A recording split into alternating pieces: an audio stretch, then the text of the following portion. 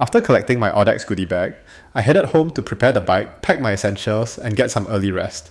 Tomorrow would be a long day, so every bit of sleep would count.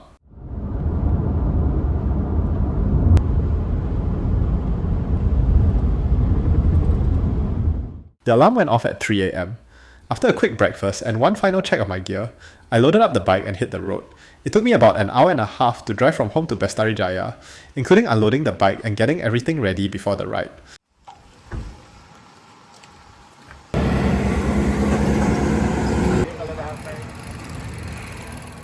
Before we continue, here's a look back at my journey, from my very first BRM to where I am today.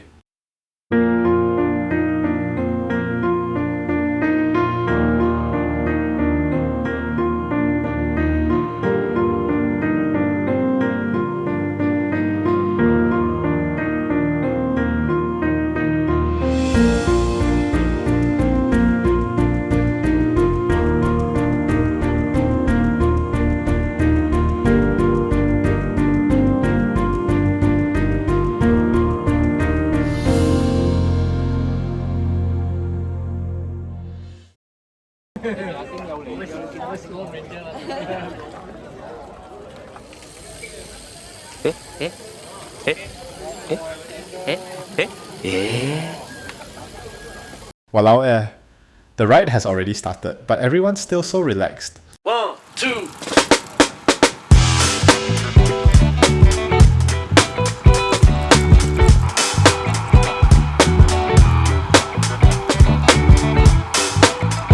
This year's event is extra special as we celebrate the 100th BRM in Malaysia.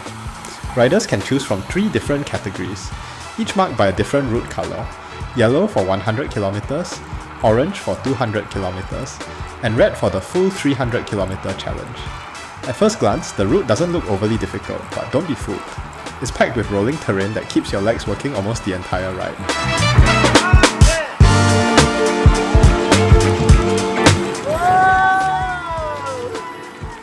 Just when you think you've reached the top, another hill appears around the corner.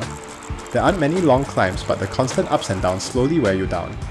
It becomes a true test of pacing, endurance, and knowing when to conserve your energy. No matter which distance you choose, every rider will have to earn their finish on this challenging course.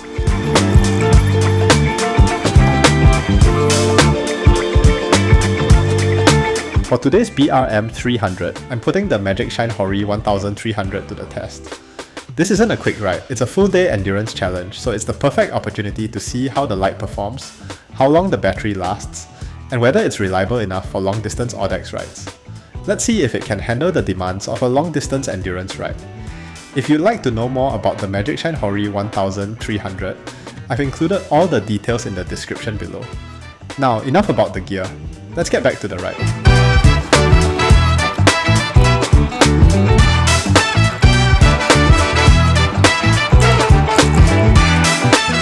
After passing through Batu Arang, we were greeted by another short but punchy climb before joining the main road towards Ijok. It was another reminder that this route wasn't going to give us much of a chance to settle into a pace. At the start of every Audax, I usually ride at a faster pace while it's still dark. The temperatures are cooler, my legs are still fresh, and it's the best time to cover as much distance as possible before the sun comes up.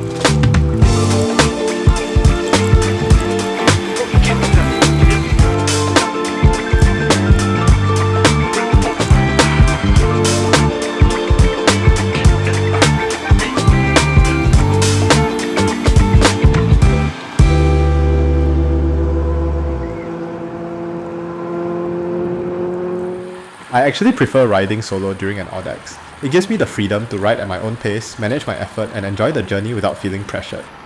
That said, there are times when I'll tag along with a faster group for a while. It doesn't mean I'm using them or expecting them to pull me the whole way.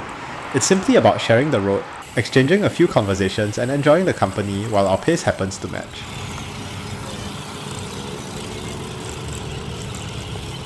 Do you have a card? You don't have?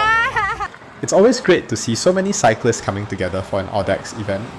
From seasoned ultra-distance veterans to riders taking on their very first BRM, everyone stood side by side with the same goal, to to challenge themselves, reach the finish line, and enjoy the journey together.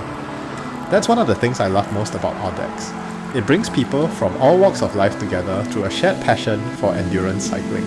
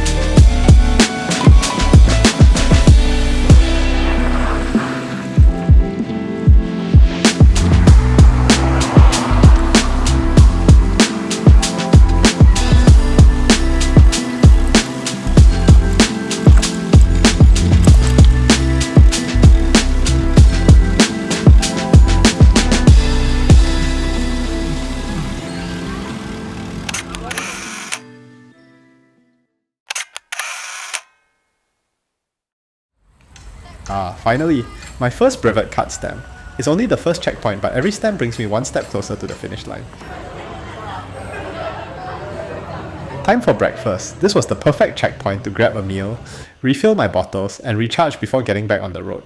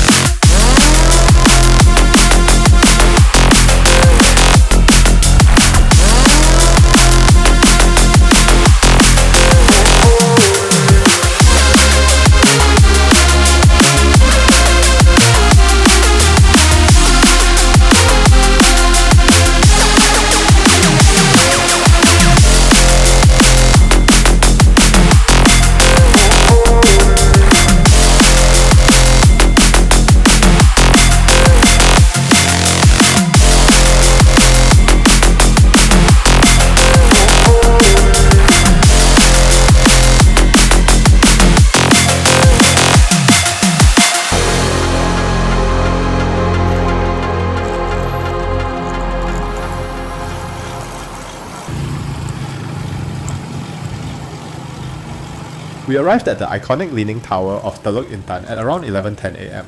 Before anything else, it was time to get our second brevet card stamp, another important checkpoint completed. But before getting back on the bike, there was one thing we simply couldn't miss: Teluk Intan's famous Chee Cheong Fun. After riding for hours, it was the perfect opportunity to enjoy one of the town's signature dishes.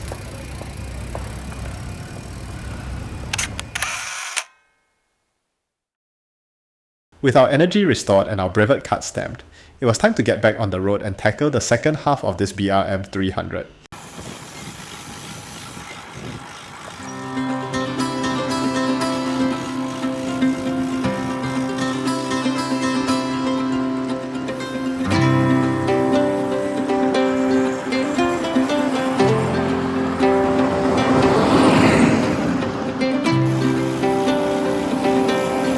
Since everyone had stopped for a break, I decided to take the opportunity to squeeze in a quick nap. Even just 10 or 15 minutes of rest can make a big difference on a long distance ride like this.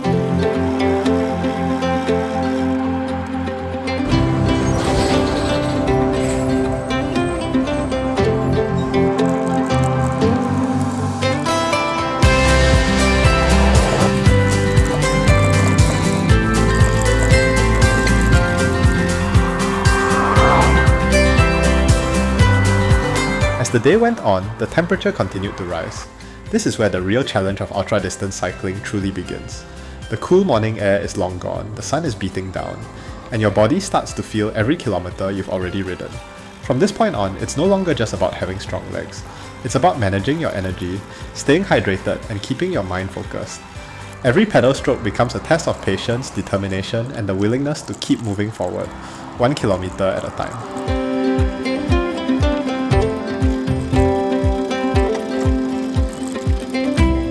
With the afternoon heat in full force, the air conditioning had become our best friend.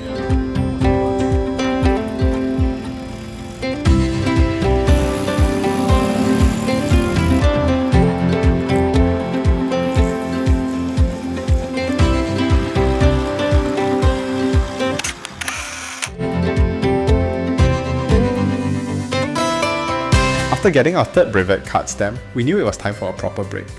By this point, most of our energy had already been used up. We decided to stop at a nearby restaurant for a proper meal.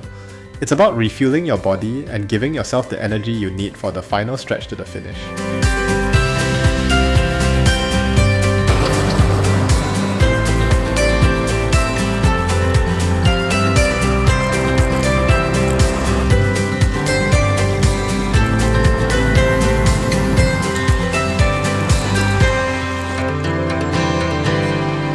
After this turn, we'd be heading towards Felda Gedangsa, one of the more demanding sections of the route.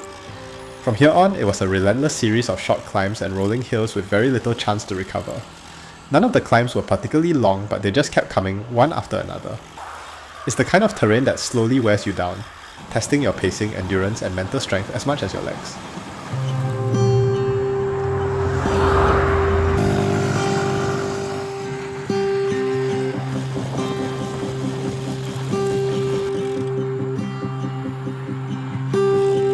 If you're enjoying this video so far, don't forget to like and subscribe to support the channel.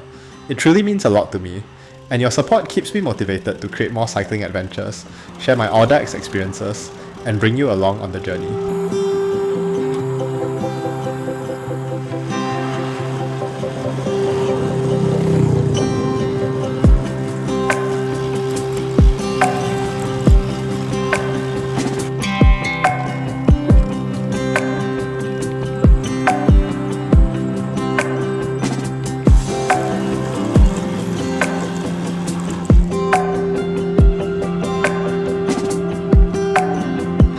I decided to take a short break to rest and recharge for a few minutes.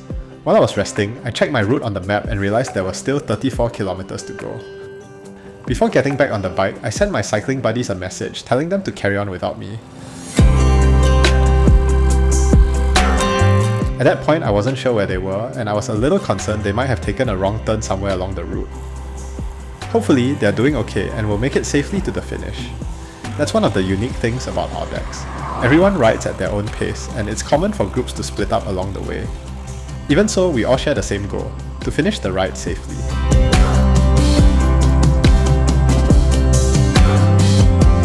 Time for the final push.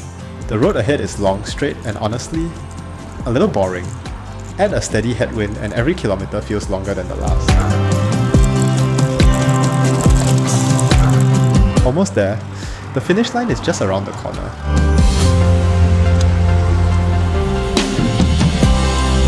Congratulations to everyone who completed this ride. Every finisher should be proud of what they achieved. I'm happy to say that I completed the BRM300 without any major issues.